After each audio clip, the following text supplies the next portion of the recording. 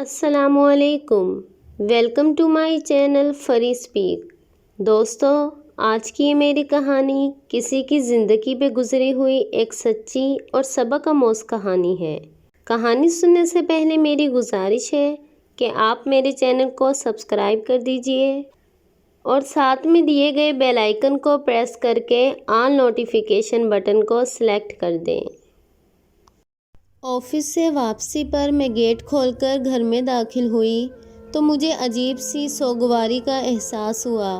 سامنے برآمدے میں امی جی اور بھابھی بیٹھی نظر آئیں، جو غیر معمولی طور پر بہت خاموش اور پریشان تھی۔ میں نے سلام کے بعد پوچھا کہ سب خیریت تو ہے امی جی؟ انہوں نے سر کے اشارے سے سب ٹھیک ہونے کا اشارہ کیا۔ میں نے ان کے رویے پر الجھتے ہوئے کمرے کی طرف دیکھا تو میری چھوٹی بہن کوثر کچن میں مصروف تھی۔ میں نے کپڑے بدلے اور ہاتھ منہ دھو کر کوثر کے پاس کچن میں چلی آئی تو وہ بھی تھوڑی پریشان تھی۔ میرے پوچھنے پر اس نے بتایا کہ ہیرا گھر سے بھاگ گئی ہے۔ ہیرا میری پھوپھی زاد اسلم بھائی کی سب سے بڑی بیٹی تھی۔ یہ سن کر میں فوراً امی کے پاس آئی۔ انہوں نے بتایا کہ ہیرا عید الاضحیٰ کے تیسرے دن رات کے وقت گھر چھوڑ کر چلی گئی تھی اور اپنے پیچھے خط چھوڑ گئی تھی کہ وہ اپنی مرضی سے جا رہی ہے، اسے ڈھونڈنے کی کوشش نہ کی جائے۔ یہ سن کر مجھے فوراً بھابھی کا خیال آیا کہ ان بیچاری کا کیا حال ہوگا۔ میں نے امی سے کہا کہ ہم اتوار کو ماریہ بھابھی سے ملنے جائیں گے۔ اتوار کو میں اور امی اسلم بھائی کی طرف آئے۔ اس وقت گھر میں پھپھو، ماریہ بھابھی اور ان کی 3 بچیاں موجود تھیں۔ بھابھی نے ہمیں ڈرائنگ روم میں بٹھایا اور خود چائے کا انتظام کرنے باہر چلی گئی۔ میں اور امی ماریہ بھابھی کے چہرے پر پھیلا سکون دیکھ کر حیران رہ گئے کہ 5 دن سے ان کی بچی گھر سے غائب تھی اور وہ اتنی پرسکون ہے۔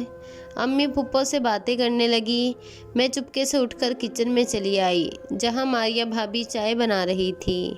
میری سمجھ میں نہیں آ رہا تھا کہ کن الفاظ میں افسوس کروں۔ میرا الجھا ہوا چہرہ دیکھ کر انہوں نے پوچھا، کیا تم ہیرا کی وجہ سے پریشان ہو؟ میں نے اس بات میں سر ہلایا۔ ارے اس کو تو میں نے خود گھر سے بھگایا ہے۔ انہوں نے جیسے میرے سر پر بم پھوڑا تھا۔ میرے ارد گرد دھماکے ہونے لگے۔ میں نے ان کو حیرت اور پریشانی سے دیکھا تو وہ مسکرانے لگی اور بولی، جاننا چاہتی ہو تو سنو، میں صرف تمہیں یہ سب بتاؤں گی کیونکہ مجھے معلوم ہے کہ یہ بات تم اپنے تک محدود رکھو گی۔ یہ سب میں نے اسلم سے بدلہ لینے کے لیے کیا ہے۔ اسلم کا جو میرے ساتھ رویہ ہے وہ پورا خاندان جانتا ہے۔ 22 سال پہلے جب میں اس گھر میں بیاہ کر آئی تھی تو جستجو اور امنگوں سے بھری ہوئی ایک لڑکی تھی، لیکن اسلم نے کیا کیا؟ ہر لمحہ کانٹوں پر گھسیٹا۔ انہوں نے مجھے کبھی کوئی مان یا محبت نہیں دیا، میری عزت کو گھسیٹا۔ میری عزت کرنا تو درکنار، مجھے عزت سے بلانا بھی گوارا نہیں کیا۔ صبح اٹھتے ہی ان کی گالیوں اور طعنوں کی آواز میرے کانوں میں پڑتی اور رات کو سوتے ہوئے بھی میرے کان جو آخری بات سنتے وہ ان کی طرف سے دی جانے والی کوئی گالی یا طنز ہی ہوتا تھا۔ بعض اوقات تو وہ ہاتھ اٹھانے سے بھی گریز نہ کرتے۔ ان کے خاندان میں بیٹے زیادہ ہیں اور یہ لوگ اس بات پر بہت زیادہ فخر کرتے ہیں، لیکن میرے ہاں اوپر تلے 4 بیٹیاں پیدا ہوئی تو یہ بھی میرا ہی قصور ٹھہرا۔ مجھے اس جرم کی وجہ سے دن رات تمہارے پھپھا اسلم کے طعنے سننا پڑتے ہیں۔ گالی گلوچ کرتے ہوئے انہیں اس بات سے کوئی فرق نہیں پڑتا کہ آس پاس کوئی مہمان بھی موجود ہے۔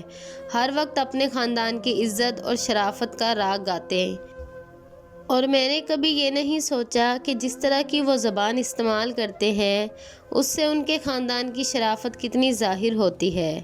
اسلم نے ہمیشہ میرے خاندان کو گھٹیا اور ذلیل سمجھا۔ میں 22 سال سے یہ سب برداشت کرتی رہی اور تنہا سے تنہا ہوتی گئی، لیکن اسلم کو اس بات کا کبھی احساس نہیں ہوا کہ میں بھی ایک جیتی جاگتی انسان ہوں۔ مجھے بھی ناقابل برداشت باتوں اور رویوں سے تکلیف ہوتی ہے۔ میں شاید تاحیات یہ سب برداشت کرتی، لیکن پھر ہوا یوں کہ میرا صبر جواب دے گیا۔ ہیرا BA کے پیپرز دے کر فارغ تھی۔ اس کی ایک کلاس فیلو تھی ہمنا۔ اس کا تعلق سرگودا سے تھا اور اس کا بھائی یہاں پر ملازمت کرتا تھا۔ ہمنا پڑھائی کی غرض سے اس کے پاس مقیم تھی اور یہ لوگ یہاں کرائے پر رہتے تھے۔ ایک دن ہمنا کی امی اپنے بیٹے وقاص کا رشتہ لے کر ہمارے گھر آ گئی اور وہ اس گھر میں اپنی حیثیت سے بھی اچھی طرح واقف تھی، لہٰذا میں نے انہیں ٹال دیا۔ لیکن تقریباً 1 ماہ بعد وہ خاتون دوبارہ ہمارے گھر آئی۔ وہ اتوار کا دن تھا، اسلم گھر پر تھے۔ ان خاتون نے اپنا سوال دہرایا تو اسلم نے ان لوگوں کی موجودگی کا لحاظ کیے بغیر مجھے اور میرے خاندان کو کوسنا شروع کر دیا۔